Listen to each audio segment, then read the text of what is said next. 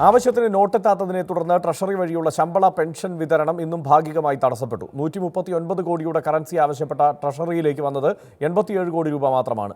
18 ട്രഷറികളിൽ ഉച്ചയ്ക്ക് 1 മണി വരെ പുതുതായി 1 രൂപ പോലും എത്തിയിരുന്നില്ല.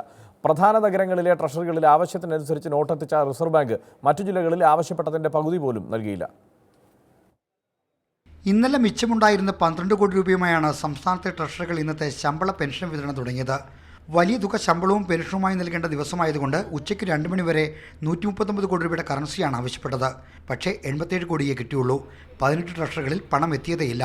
തിരുവനന്തപുരം, എറണാകുളം എന്നീ ജില്ലകളിൽ ആവശ്യപ്പെട്ട കറൻസിയുടെ ഭൂരിഭാഗവും എത്തിച്ച റിസർവ് ബാങ്ക് മറ്റു ജില്ലകളോട് ഈ പരിഗണന കാട്ടിയില്ല. മാധ്യമ ശ്രദ്ധ വരുന്ന കേന്ദ്രങ്ങളിൽ പ്രശ്നങ്ങൾ വരാതെ നോക്കാനുള്ള കരുതലാണിതെന്നാണ് സൂചന. കോഴിക്കോട് ജില്ലയിൽ ഉച്ചവരെ ആവശ്യപ്പെട്ടത് 12.46 കോടി രൂപയുടെ കറൻസിയാണെങ്കിൽ ലഭിച്ചത് 7.4 കോടി രൂപ മാത്രം. 9.81 കോടി രൂപ ആവശ്യപ്പെട്ട മലപ്പുറത്തിന് 2.66 കോടി രൂപയെ കിട്ടിയുള്ളൂ. പാലക്കാടും കോട്ടയത്തും ആവശ്യപ്പെട്ടതിൻ്റെ പകുതിയാണ് വന്നത്. ആലപ്പുഴ, കണ്ണൂർ, തൃശൂർ ജില്ലകളിലും ആവശ്യത്തെക്കാൾ 30-40% കുറവ് കറൻസിയാണ് കിട്ടിയത്.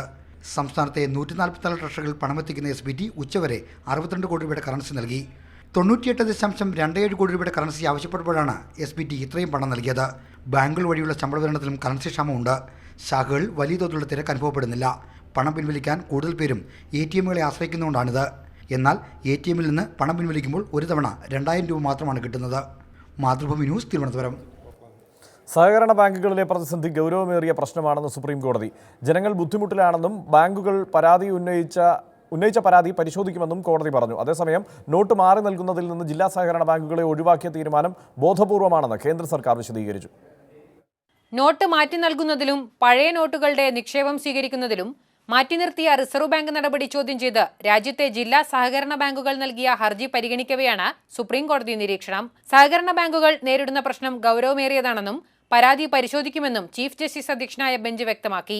അതേസമയം ജില്ലാ സഹകരണ ബാങ്കുകളെ ഒഴിവാക്കാനുള്ള തീരുമാനം ബോധപൂർവമാണെന്ന് കേന്ദ്ര സർക്കാർ വിശദീകരിച്ചു. വ്യക്തികളെക്കാൾ സ്ഥാപനങ്ങളാണ് ജില്ലാ സഹകരണ ബാങ്കുകളെ കൂടുതലായി ആശ്രയിക്കുന്നത്. അതിനാൽ ജില്ലാ സഹകരണ ബാങ്കുകളെ മാറ്റി നിർത്തിയത് ജനങ്ങളെ കാര്യമായി ബാധിക്കില്ല. മാത്രമല്ല, കള്ളനോട്ടുകൾ തിരിച്ചറിയാനുള്ള പ്രായോഗിക പരിജ്ഞാനം സഹകരണ ബാങ്കുകൾക്ക് കുറവാണെന്നും സുപ്രീം കോടതിയിൽ നൽകിയ എതിർ സത്യവാങ്മൂലത്തിൽ സർക്കാർ വ്യക്തമാക്കി. സഹകരണ ബാങ്കുകൾക്ക് സാങ്കേതിക സൗകര്യങ്ങളും പ്രൊഫഷണലിസവും താരതമ്യേന കുറവാണ്.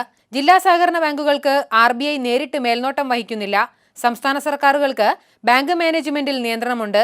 KYC സഹകരണ ബാങ്കുകൾ കർശനമായി ഉറപ്പുവരുത്തുന്നില്ലെന്നും കേന്ദ്രം ആരോപിച്ചു. ഹർജികളിൽ തിങ്കളാഴ്ച സുപ്രീം കോടതി വിശദമായി വാദം കേൾക്കും. PS വിനയ, മാതൃഭൂമി ന്യൂസ്, ഡൽഹി. BJP വക്താവ് അഡ്വക്കേറ്റ് JR പത്മകുമാർ, കോൺഗ്രസ് നേതാവ് അഡ്വക്കേറ്റ് ശിവദാസൻ നായർ, CPM സംസ്ഥാന കമ്മിറ്റി അംഗം ശ്രീ CN മോഹനൻ, സഹകാർ ഭാരതി സംസ്ഥാന വൈസ് പ്രസിഡന്റ് N സദാനന്ദൻ എന്നിവരാണ് ചർച്ചയിൽ പങ്കെടുക്കുന്നത്. ചർച്ചയിലേക്ക് കടക്കും മുമ്പ് ഒരു ചെറിയ ഇടവേള.